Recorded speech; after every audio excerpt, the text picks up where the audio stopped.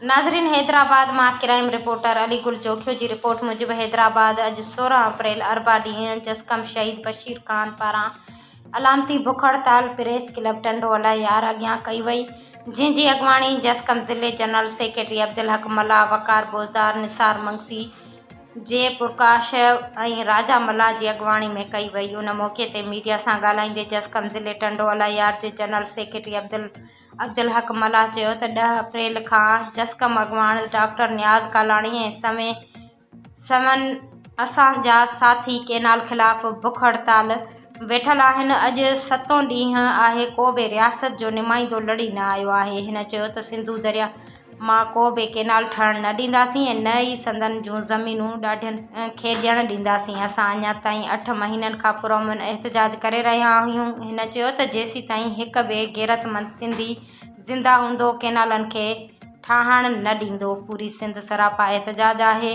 पर पंजाब पंहिंजी होड़ ते आहे ऐं केनाल जो कमु तेज़ी सां हली रहियो आहे। हम पंजाब को वार्निंग दे रहे हैं कि केनाल रद्द करो। ये ज़मीनें जो सिंध में तुम लोगों ने खरीदी हैं, इनमें तुम लोगों को आप ठहरने नहीं देंगे।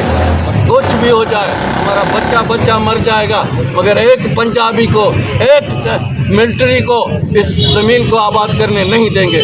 इन्होंने ज़मीनों को जो है अभी से ही लोग एरिया बना दिया है। पिपरो चलो, मेरे साथ चलो, वहाँ जो धारदार तारें लगा के उन्होंने जो है मना लोग एरिया बना दिया है। कटन चलो, बदीन ज़िले में, ठट्टा ज़िले में चलो, हमारे साथ चलो, उन्होंने जो है धारदार तारें लगाई हैं।